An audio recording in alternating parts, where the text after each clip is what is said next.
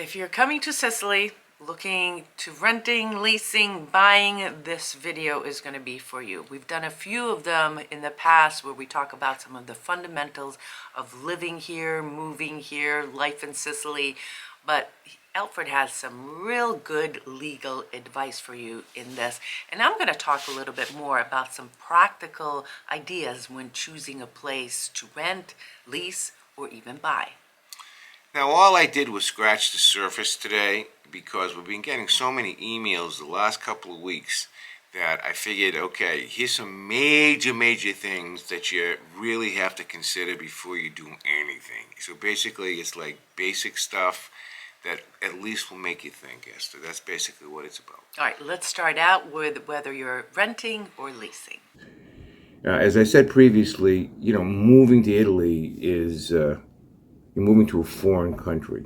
So the more you know about it culturally and linguistically is profoundly important.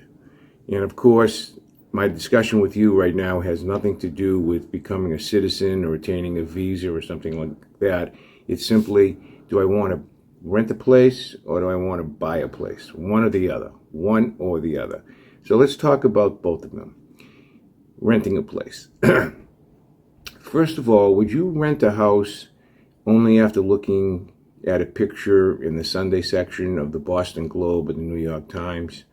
The answer is no. What you would do is you'd make an appointment with a realtor and you would go take a look at the house and do a walkthrough and make sure that the thing is, what you want, nice view, etc. For that, here in Sicily, you have to do the same thing. I urge you, before you jump, is to visit the place that you're going to rent, Now, the problem is this, is that you're in the States or you're in Canada and, far away. Well, the answer is, that's too bad.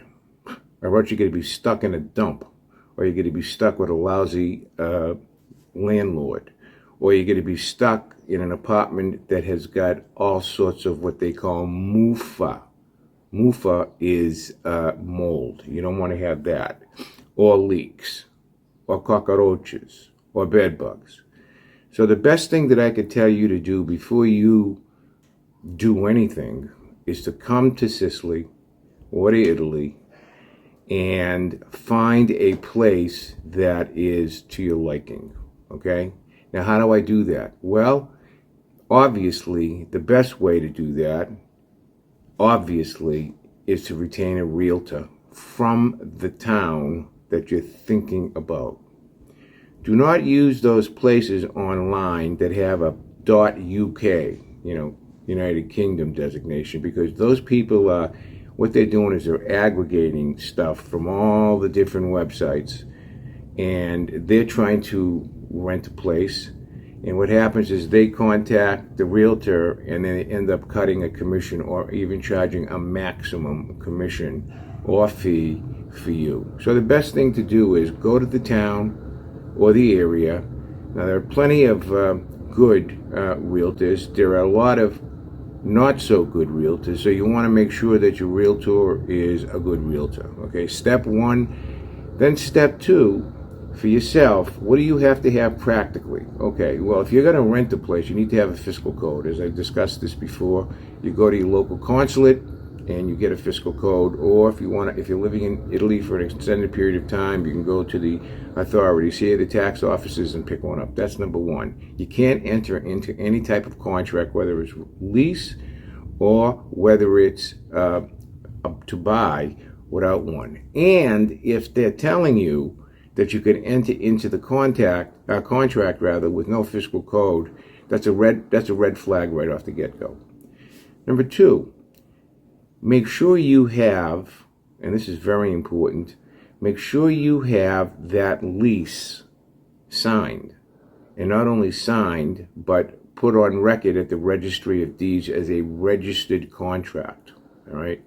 This means that nobody, that this person who you're renting from is the owner of record, and that he's declaring your income, because it has to be registered. It's very, very important. If it's a big place, if it's a villa and you're spending a lot of money on rent, say 2,000, 3,000, 4,000 euro a month, I would even hire a building inspector to come in and to look at the place, because there's a lot of stuff you can't see that you don't know about, especially here, all right? Those are the things that you want to do ab initio from the beginning. Then the other thing you want to do is you want to make sure that the time of the lease is to your liking. Now, if you're here for 1 year or 2 years, you can get an apartment rental for 1 year or 2 years, but the rate will be higher. If you get an apartment for 3 years or 4 years and you really like it and you really want to live in that town or that apartment, then you can get a 3 or 4 year lease with an option for 3 or 4 years. I think that's probably the best thing to do. That's what I advise my clients. And then there's the actual lease itself. Now, at this point, I would say if you're not fluent in Italian, if you're not an attorney, what you need to do is you need to engage counsel to make sure that the lease is drafted for your benefit, because you don't know about any hidden charges. For example, what's the story on wear and tear? Who pays the condominium fee if there is one? What are your expectations? But most importantly, what are the expectations of the landlord? Because a lot of landlords here, they take your initial money and ciao, see you later. Okay? So it's a very fraught process. Okay? And just so you know, typically most of the places that you have to rent from, you're just renting the interior of the house. That means typically they don't have any things like a kitchen set, sink, refrigerator, stuff like that. If that's what you're looking for a fully furnished place, make sure you specify that going in. And if you're in a city or if you're in a suburban area, don't forget about your car. Okay? On-street parking in cities is brutal in terms of finding a good, safe place. Okay? In the suburbs, that's another question that you want to address. Where do I park this vehicle? Do you have a garage? Okay? Remember what I always tell you, proceed with caution on the rental end of it. The good news is that if you're over 65 years old and they want to kick you out, it's a very long and tedious process for eviction. And once again, if you have an attorney at your side, that's very important. I always tell you about the 3 big people that you should have if you're going to be here any time for extended time. A lawyer is number 1. An accountant is number 2, and a banker is number 3. I mean, those are, the 3 biggies that you want. But that's the scoop with an apartment. You want to, I hate to say it, measure 9 times, cut once before you do it. Before we go on to buying property here in Sicily, I think you should decide where in Sicily, right? There are 9 provinces in Sicily. All of them have very different characteristics. And within each province, there are several types of living you can choose. You can be in the city. You can be in a suburb. You can be in an agricultural area. You could be by the beach. You could be on the mountain. Those are very important things to consider.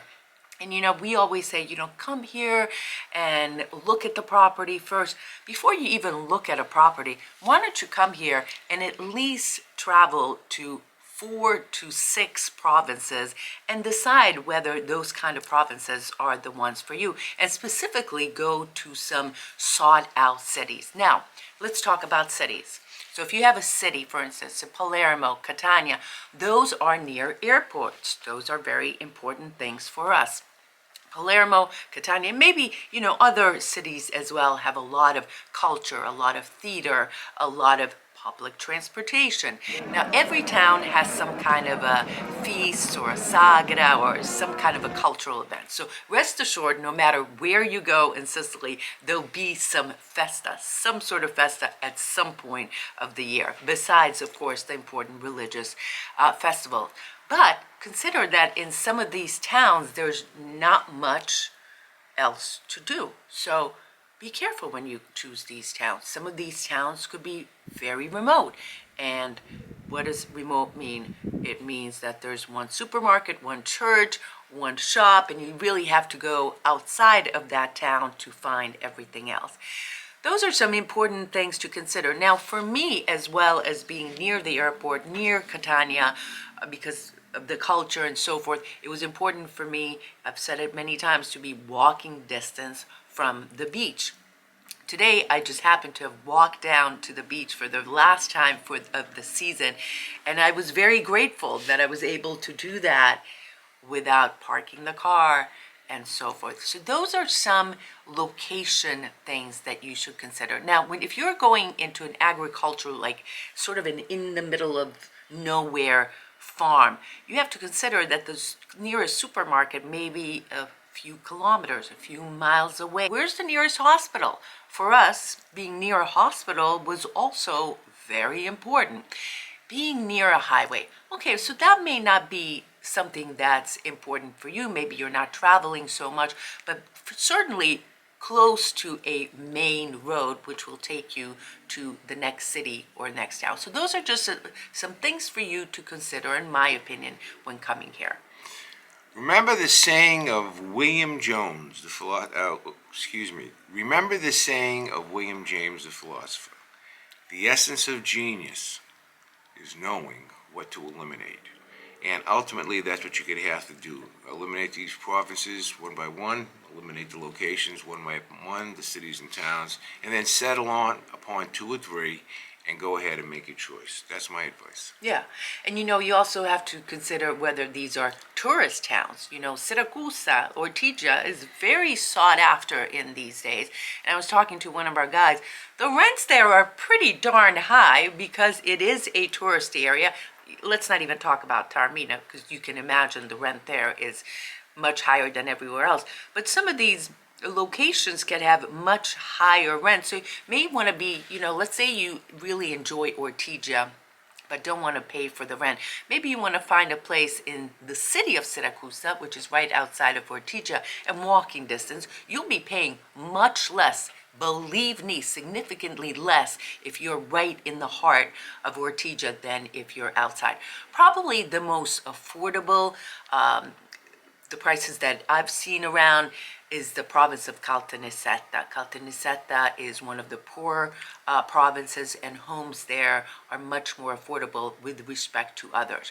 If we're talking price, you can rest assured that the cities, Catania, Palermo, including the other bigger cities in each province, as Trapani, Agrigento, and so forth, will have a little bit higher. So those are some things to consider, because remember, when you're visiting for a short little period, maybe a month, maybe 2 months. And remember, there are 4 seasons, 4 completely different experiences. I mean, we're talking completely different. I mean, here we are at the end of August, and it is caldo, caldo, caldo. In about 2, maybe 3 months, we're going to be freddo, freddo, freddo. So it really think also at coming at different seasons, maybe pick 2 seasons and test that out, because it could be a whole different world. Now, also keep in mind that a lot of things in the wintertime are closed. Yes, there are restaurants, there are areas that are seasonal. They close for the season. And so, think about what kind of activities you want to be near. Think also that in the winter, maybe some of those activities are not available. So consider that when choosing a area to live. Wise words from a wise woman. I didn't get paid to say that either, but she's really, she hit all the major talking points about that. So now why don't we go on and let's listen to me talk, bloviate, about the essence. Before you go on. In all seriousness, that's some really good gold advice coming up in this section. If you're thinking about buying, my question to you is why? Okay? Because if you're thinking of buying a place here with the intention of quote unquote flipping it after several years, that's gonna be a rude awakening for you, because the banks don't have money to loan mortgages. Okay, especially just a normal mortgage. Some banks have money, but if you're coming in from the United States or Canada and expect to put 25% down and get a bank to finance it, they're not going to do that. Or if you do it, you're going to be very, very, very, very, very, very, very lucky. Banks don't have money right now. There's a glut of apartments. There's a glut of villas. All right, they probably would stay vacant before they do anything else. Okay, because they're in the portfolio of the bank if there's a foreclosure, and they don't want to have to deal with it. They're still holding that property under other real estate owned designation. So that's number one. Do you really want to buy, or do you really want to lease? Okay, that's the first question. But let's say that you really do want to buy. I think the first thing that you have to be aware of are the laws of probate in case somebody passes away here, because they're different than they are in the United States. First of all, let's say you and your wife want to buy here. Well, according to the Italian-based law, which is based on Italian law, statutes, and the Roman law, if one of you two passes, that person's half goes in equal shares to the beneficiaries, the children. So the wife would get half, for example, but the other half would go to the children in equal shares. You have 3 kids, they'll each get a third of half. So then what you're going to have to do is additional paperwork to get them to, disclaim that if they want to.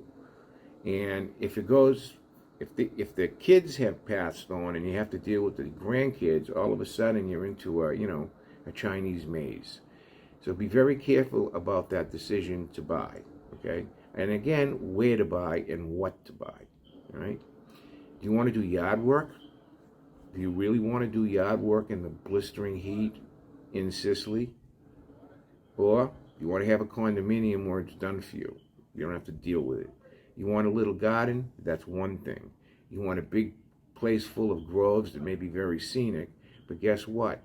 If it's scenic, that means it has to be cleaned up and maintained.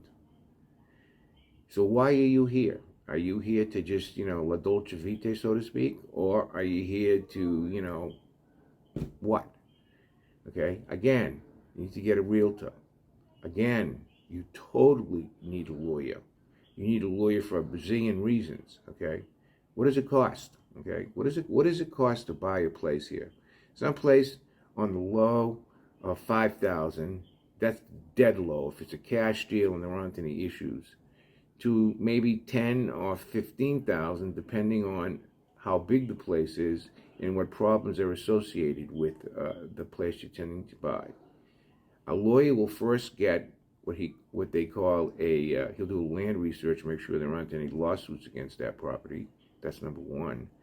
He'll ask for what they call a certificate of habitability. Number two. He'll retain an outside expert, an engineer or a geometer, to go into the house to make sure that the house is what it's supposed to be. Examine the house. So it's not as simple as you're used to in the United States of purchasing a house. It's a lot different. So again, take your time, okay? Contemplate it. For me, I always tell my clients, if they're over 60 years old, why don't you rent? Okay? You're never going to get your ROI, your return on investment, back in your lifetime. Because when you buy it and then when you sell it and you try to sell it, it'll be forever before you turn that thing into cash money. I know people, clients of mine, where their husbands or their wives have died over the years and they're in America now and they're 7, 8 years, 9 years, they've been having their house on the market. And the price that they're trying to ask keeps on going down and down and down and down. So my view is, think rent. I think long-term rent. Get a proper counsel before you make that decision. Get a good, honest realtor, and enjoy yourself. So, how does that saying go? Penny of prevention, does something for a pound of whatever the hell you have to do. Okay? I like to say, measure 9 times and think once. All right, before we go on, there's a couple of you that commented about expat communities here in Sicily, meaning people who also came from other countries like England, Canada, the United States. Now, let me tell you that there are many communities here, very active communities, communities that meet regularly and do some of their stuff. Now, some of you have asked, hey, where should we go where there's no expats? Well, that's a little bit hard to guarantee because a lot of Americans, Canadians, a lot of people are from North America especially are choosing to move to Sicily and the area. Also remember, we have a huge expat community because of the Sigonella military base. I run into Americans that serve our country and are based here outside of Catania all the time. They'll only be here for a little bit, and most of the time they stay within the base, but it's very usual to see them in restaurants and so forth. So that's also something to keep in mind. There's a Facebook page called Expats Living in Sicily that is a great resource, by the way. If you're very serious about coming here, there's a lot of people that comment regularly, and it's a great resource for you if you have any questions. My particular view about expats is that they make Sicily better, okay? They're vibrant. Most of the people we know are very vibrant, and they contribute on many different levels, from reclaiming the earth like our friend Anthony did, to inspiring people like our pal Jody has done, to just being a good person and, you know, spreading cheer when they hear like our good friend Jim does. Yeah. I think that Jerry even found the love of her life. right, Jerry. I think that, you know, to say, hey, you know, I want to be in a place where there's no Americans. Well, I do have a place for you. Right to my left, about 3,000 meters up, there's this big, tall thing like that. Every little smoke coming out of it. Why don't you pitch a tent up there? Because I think that's about the only place throughout Sicily where people, expats, who want to go back to their ancestral towns, typically want to go. But up there, I think it's still clear. What do you think, Esther, right? I might be able to find you a nice fireproof pup tent, too. On that note, do you have anything else, Chad? Yes, I do. You go first. Viva Sant'Alfio! This weekend in the United States is the Feast of St. Alfio in Lawrence, Massachusetts, where hundreds of thousands of people go and they celebrate their Italianism, their Sicilianism, and the three brothers who were martyred for their Christian faith. The Feast of St. Alfio also has a very vibrant webpage, if you'd like to take a look at it, on Facebook. Just Google. Hey, we've done a number of videos. If you want to see what the real Feast of St. Alfio and Tre Castagni, there's also that. Listen, I'm going to leave you a link to other videos that are related to some of the subjects we spoke about. And remember, we have a very beautiful 2025 touring program, and that's on our website, www.youmeandsicily.com. And I guess that's it. Next week, I'm back on touring, so I don't know where I'm going to take you guys. Maybe it'll be Agrigento. Maybe, I don't know. Hot new videos coming out of beautiful places and wondrous things. Arrivederci. All right, ciao. See you later. Help me.